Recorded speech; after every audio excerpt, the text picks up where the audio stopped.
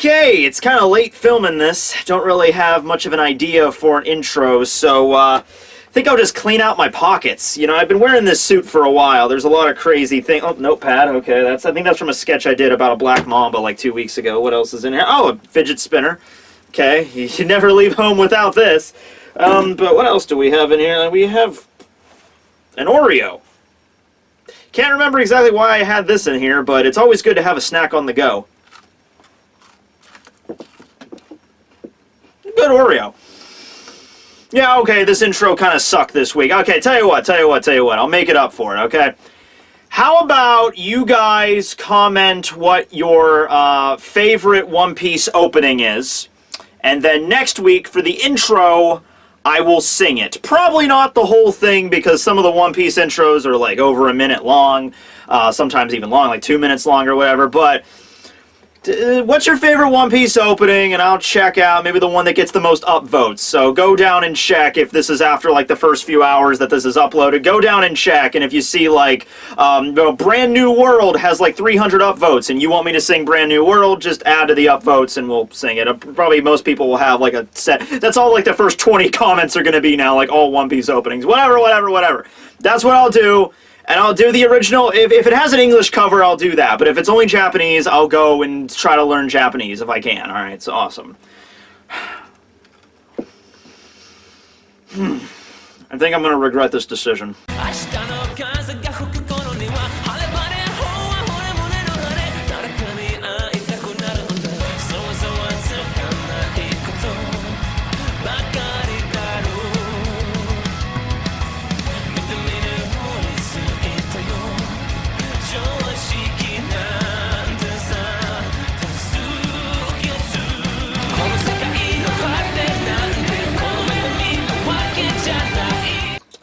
Alright, hey everybody, Tekking101 here, how you doing? And this will be One Piece Chapter 898 review titled, We'll Definitely Return. Someday we will come back. Yes, god damn it, we will come back. Until then, there shall be no tears, no anxiety. Just go forward in all of your beliefs and prove to me that I am not mistaken in mine.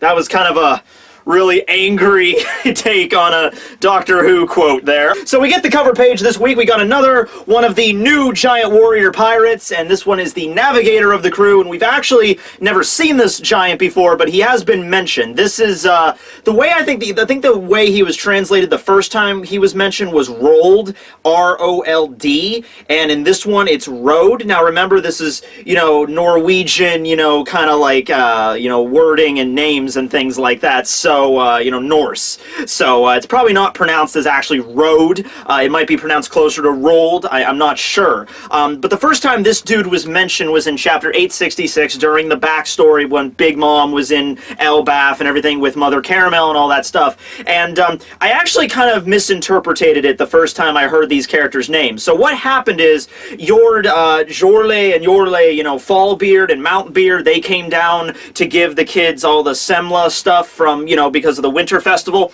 and they mentioned that we're you know, celebrating not just the Winter Festival, we're also celebrating the birth of Prince Loki, you know, who was just born, but also the births of Rolled, Gold, and Balg. Now, the way I originally interpreted this was that those four were all brothers. They were all princes of Elbaf. You know, Rolled, Gold, and Balg were all Loki's brothers because in Norse mythology, not Loki so much, but Thor did have brothers, and I think some of the names actually synced up to what those were. But I guess the way you can envision it is that they're not necessarily princes, they were just other giants that happened to be born around the Winter Festival, so we're going to celebrate the birth of Loki because he's our prince, but also, you know, these other giants that happen to be brought into the world around the same time, you know, which also makes Rolled about 63 years old, so that's how the ages work for giants. Of course, giants live on average, you know, 300 years or so. You know, Hyrudine, for reference, is 81.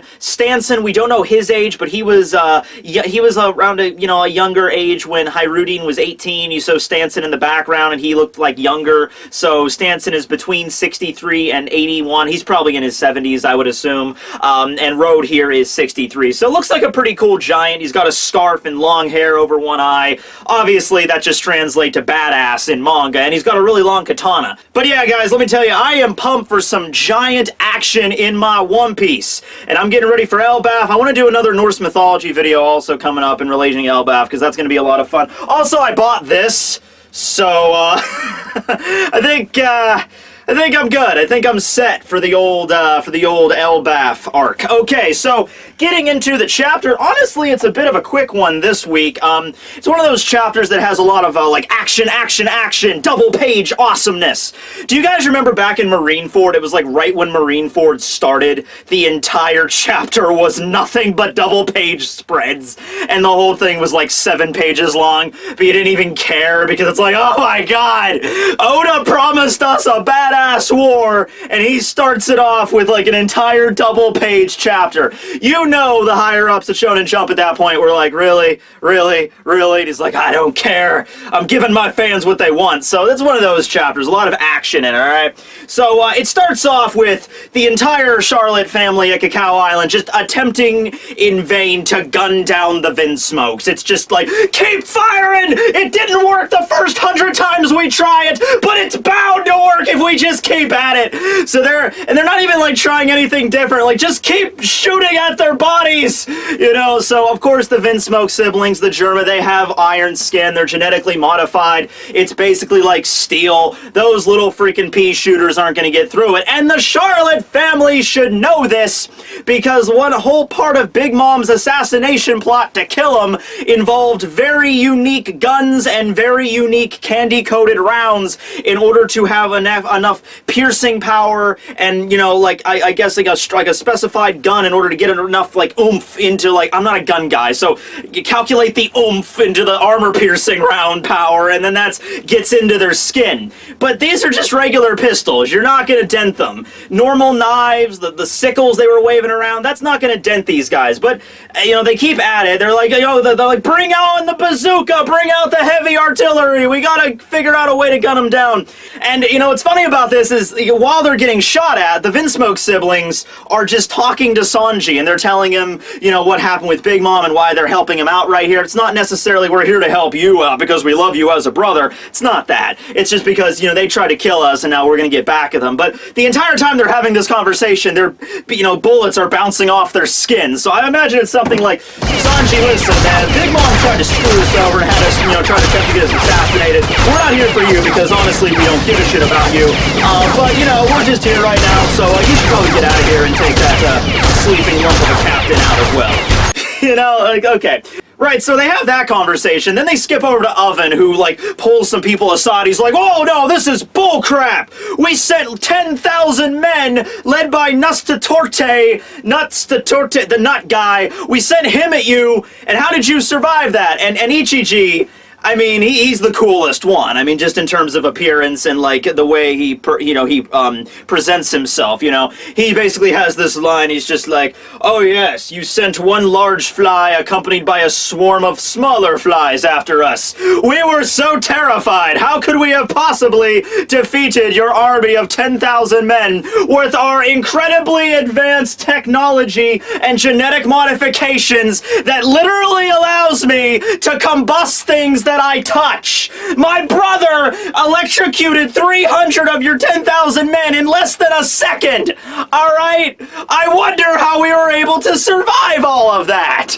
You know, so, I mean, pretty much just, he said it a little bit more elegantly than that, but, yeah, they were able to take down Nusta-Torte, no problem. And, we cut over to Whole Cake Island, and Montador is freaking out. You have Duke Chicken back there, like, oh my god, I knew it, we're screwed, guys! He's having a mental breakdown. Actually, that's a kind of a running theme. A lot of the Charlotte family by the end of this chapter are starting to have mental breakdowns because they're realizing that despite all of their best laid plans, mobilizing their entire, you know, fleets and all of the members of the family and all the armies getting ready, planning to try to take them down, they're gonna fail.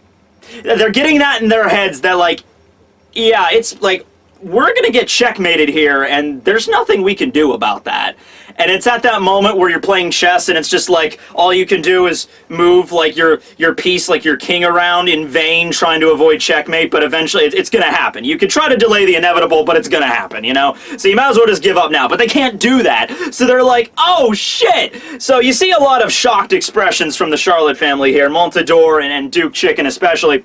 We cut on over and we do see that Nustatort has been eliminated. Now if you don't remember this guy, he was revealed in this chapter to be the 12th son of the family. So he's old. He has some authority. He's up there.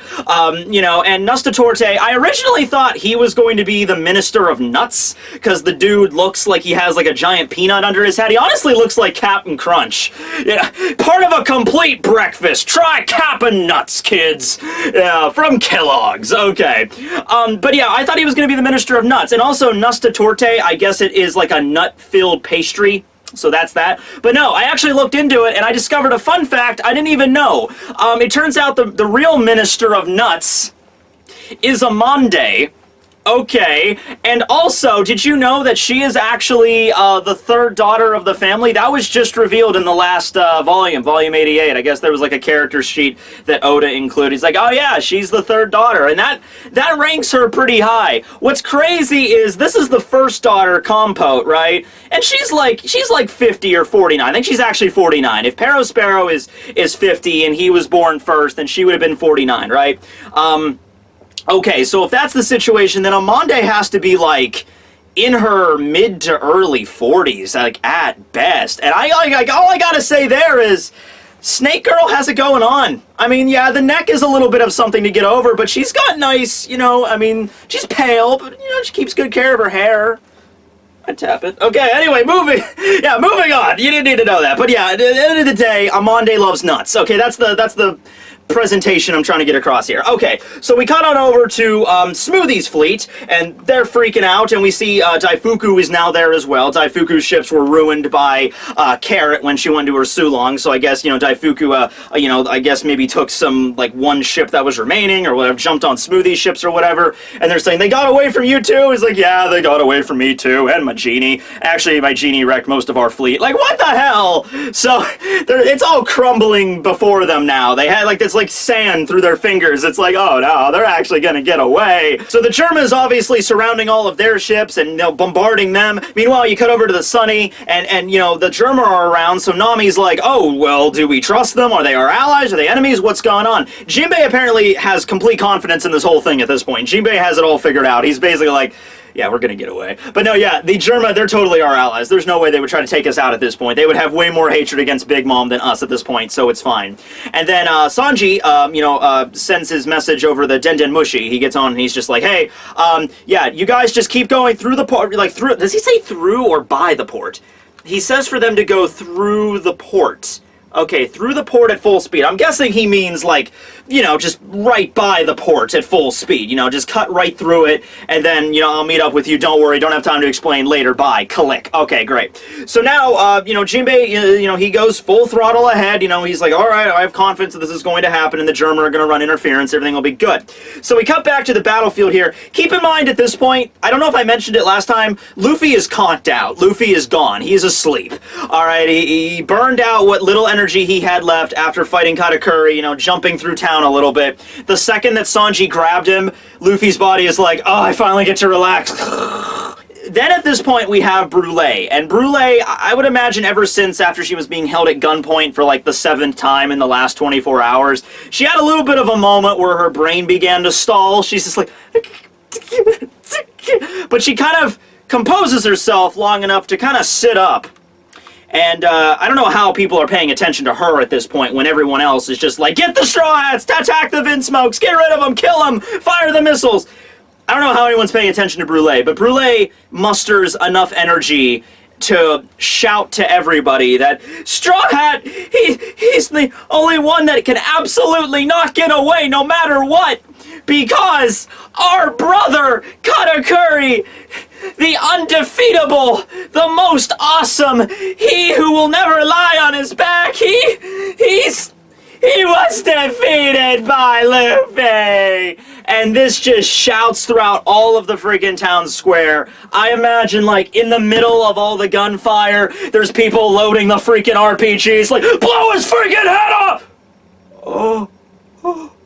They just kind of drop what they're doing, and you can hear a pin drop. Sanji and the Vince Smokes are just like, whoa, what?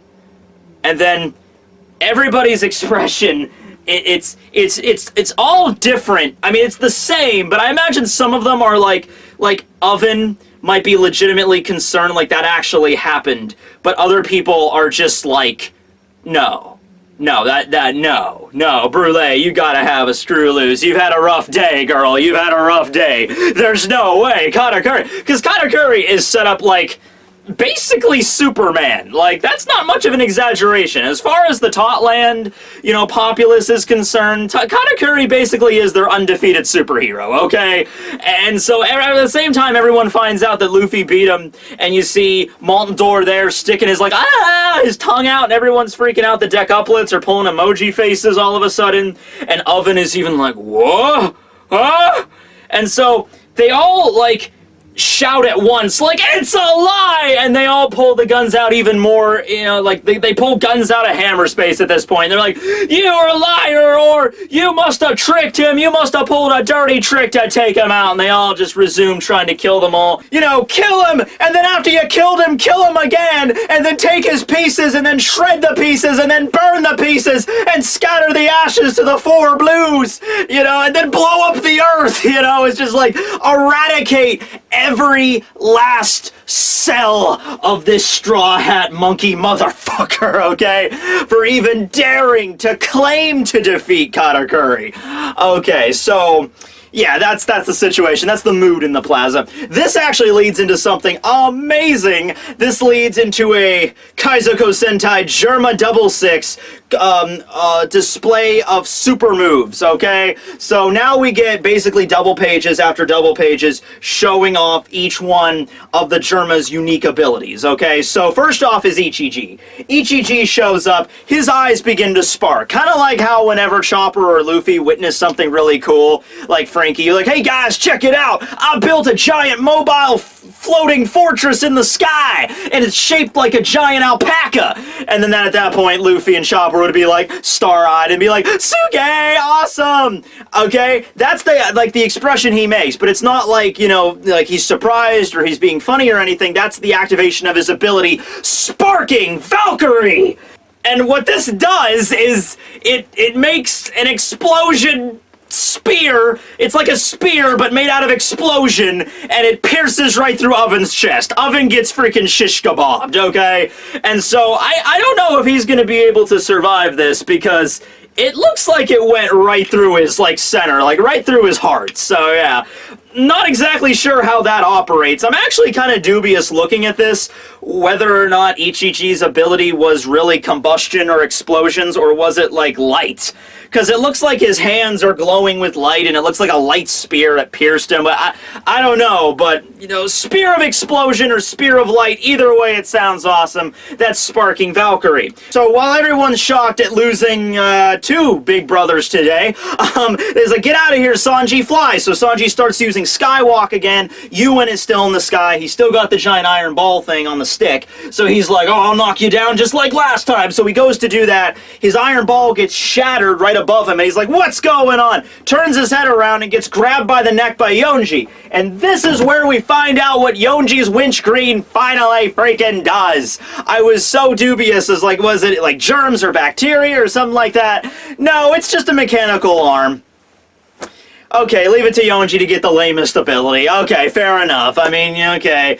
I mean, like, it's not that it isn't cool. If this technology existed in real life, like, it's an arm, and, like, each notch of his fingers, like, there's notches here, those can all separate, and there's cables underneath it, and I'm sure the cable is incredibly strong. It's like, it's a retractor arm. It's you know what it is. And so, it was strong enough to shatter Yuan's ball, and then grab him, and then to spin him around with the cable, and in its winch beheading is the name of the technique, and he wins them around like a giant freaking, you know, windmill, and, you know, cutting things down, smashing into buildings. Yuan is being choked all the while this is going on. And then after the technique is over, the cables all connect back into his actual hand. It's not that it sucks, it's just that it's weird. You know, when you compare it to the other Vinsmoke siblings, it's like, okay, Ichiji has the power of combustion, just exploding things when he touches it. Niji has electricity, Denki Blue, running through his body. He can grab someone and just jolt them with 1.21 gigawatts. Reiju has poison. Sanji has fire, he at least has that. Yonji has no real special abilities in his actual body, he just has a mechanical arm. Okay, sure, I mean, fine. I mean, I'm sure he could do it with his other arm, maybe his legs. Okay, mechanical arm. I think we set ourselves up for something too awesome with Yonji. Bacteria, fungus, nuclear radiation. Some people even said, oh, it's just going to be strength-based, and I'm like, all of the Vinsmokes have heightened strength. Like, my problem with this, for example, is, like, you could just give Ichiji or Niji a mechanical arm, and it would be the exact same effect. Actually, more effectual in their cases, because if, like, Niji had a mechanical arm that extended the same as Yonji, then he could run his Denki Blue through it. Like, it's not really a biological enhancement, that's, like, mechanical enhancements, you know? Like, all the other Vinsmoke siblings, like, Niji was born with the ability to channel electricity.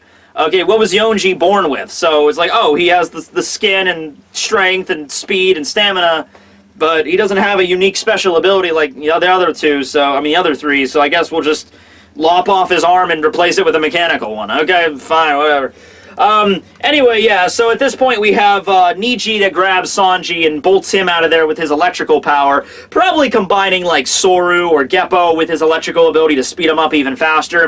And he takes out a sword called the Tekking Blade or the Lightspeed Sword, and it's Henry Blazer.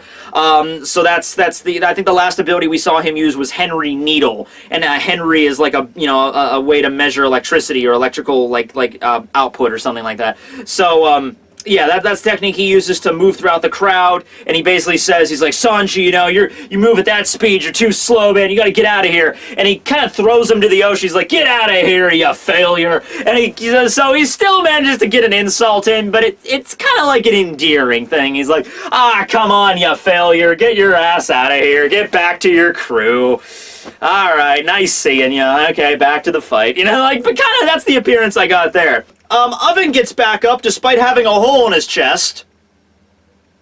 I'm gonna repeat that again. Oven just gets back up despite having a hole in his chest. Look how big this damn thing is.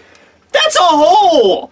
Now listen, I know there's a lot of times in anime that we see scenes where it's like energy beams going through a person, and in the next shot it's just like, well, their clothing is ripped, and there's some burns on the front side, and there's some burns on the back side. It's like, yeah, but there's actually no pierced flesh.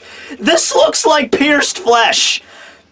I don't think Oven is a Logia, guys. I'm very confused about this right now, you know, how this exactly operates. But Oven gets back up and he's like, they're heading for the shore, Brownie and Joconde and Snack, you know, get off your asses, you need to fight him. And we cut over to the shore and we see Brownie there, and like the Den Den Mushi's ringing, but he can't pick up because he's in the middle of fighting, and presumably like the Germa foot soldiers are on the ships and they're raiding, and they're fighting back. They don't have time to answer, so he's like, oh crap.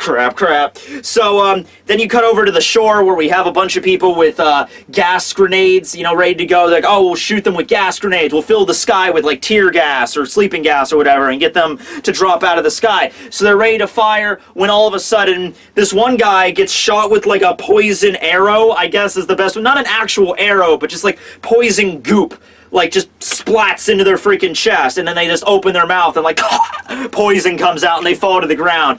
And then you have Reiju hanging out there shooting her pink hornet. So I guess it's like a stinger made out of poison that pierces you no matter where it pierces you, and you're poisoned and you get dropped, and that's how it is. And also, thank you for Oda for showing her very elegant legs and booty in the foreground there. Oda wanted us to see them very clearly. That's what he intended. So let's just take like a good 5 seconds to just, you know, appreciate Reiju. Ah, yes, that's quite impressive, yes. Ah, yes, her elegant legs that are... I'm not much of a leg fetishist guy myself, but I can appreciate, you know, I can appreciate. Okay, moving on. Alright, so at this point, they got away from the island, and they're approaching the Sunny, and then everyone is ecstatic. Jinbei, you know, Nami, like, they've returned, they're back! And then the last scene of the chapter is you see Sanji and Luffy rocketing toward them, and even though Luffy is still very much unconscious, not unconscious, just asleep, well, kind of asleep. Is there a mediary between unconscious and asleep? Luffy's that. Low-grade coma? I don't know. Anyways, like, Luffy, we're gonna make it! We're gonna make it! And that's where the chapter ends. So, there's no break next week or anything, so that's cool. But I have this weird feeling like they ain't gonna make it. Like, they are gonna make it, but it's not gonna be that easy. And, I mean, well, it hasn't been easy up to this point, but you know what I mean. It's not like, Luffy, there's the Sunny, he's kicking using Skywalk. He's like, we're gonna make it! And then at the last second, Snack appears, and he's like, not again. It's like, the Straw Hats face their most, you know, their worst enemy yet. You know, okay? Because we haven't really seen Snack in this chapter. We saw Brownie, who was at the shore trying to fight people off, but I don't think we saw Snack or Joconde, the other one. I think it was just Brownie. So yeah, we might very well get to see Snack next chapter, facing off against them. And if you want to know why everyone always loses their shit about Snack, it's because he used to be a sweet commander, but he got taken out by a Rouge. Like, we're interested in the guy. You know, he might be on, like, the same level as, like, Cracker. Maybe he was, like, a little bit weaker. Maybe he was, like, the weakest out of the 4 sweet commanders back when there were 4. But he's an interesting guy, you know? Let's see what he's capable of before the arc, you know, ends out. All right, that's cool. Okay, well, other than that, it was a cool chapter. We got to see some neat Germa action there. Got to find out what Yonji's ability is, which was kind of lame, but what are you going to do? And other than that, it was just that Oven apparently can survive without a heart, and that it looks like Sanji and Luffy are going to reach the Sunny. So, thanks, Germa. You know, it wasn't like a reunion, like, you know, we love you now as a brother, Sanji, but it was just like, we'll help you out. You know, okay, we can read the situation. All right, get out of here. Get out of here, man. Alright, well anyway, I hope you guys enjoyed the video. What do you guys think is going to happen in the next chapter? Do you think the arc's going to end by chapter 900? Do you think Sanji and Luffy are going to reach the Sunny? If they do not reach the Sunny, who will stop them, and how will they overcome such an obstacle? And I think I really need to cut over to see what's going on with Big Mom and Beige at this point. I think we need to see what Big Mom is like being a straight-up skeleton, because they're not going to skip over her eating the cake. Like, there's so much build-up in the last, like, 3 or 4 months for her eating this goddamn cake. We're definitely going to see her eat the goddamn cake, you know? And we need to see that, alright? So, I don't see it ending in 2 chapters. That's not really possible, you know? I think next chapter is still going to very much involve, like, the rest of the Sanji and Luffy getting to the Sunny, and then the rest of that chapter might focus on cutting over to Big Mom and everybody. Also, by the way, I didn't mention this last time, but we still don't know what happened with Pudding. What Pudding did to Sanji, you know, because you took out the cigarette, you know, and been like, I have something I need you do for you, take out your cigarette. People think that it's erasing Sanji's memories of her, and fair enough, Sanji has not mentioned her at all. So it's very likely that when they arrive back on the Sunny, because Sanji was on the Sunny first with Pudding, and they're like, okay, we're going to go to Cacao and pick up Luffy. He came back without Pudding. Nami or Jinbei or somebody is probably going to ask him, what about Pudding? Is she okay? Is she safe? You left with her. You were obviously not back with her, so is she alright? And I think it might be a moment where Sanji looks at them very confused and it's just like, Pudding? Who are you talking about? And I think that's a very likely possibility of what's going to go down there, so, yeah. Maybe... I don't know. It depends on how much control that she has over the memory thing. I was wondering if she could, like, you know how, like, in Naruto, when you can implement somebody's chakra into somebody else and it can leave, like, a recorded message for you, like Minato did with Naruto? Could Pudding do that? Could she have, like, a little memory in there that's, like, gets triggered at a certain point that's like, Sanji, I just wanted to let you know. You know, I don't know. Maybe not. But I think it's more likely that maybe in order to atone, in order to really apologize, because she could not apologize properly to Sanji, the best way that she could actually come up with is just on short notice, with no time left, is just to erase his memories of her and all the betrayal and everything, all the worst memories along with the best ones as well. So I think that's very likely. But anyway, thanks for watching, everybody. This will be Tekking101 signing out. Later.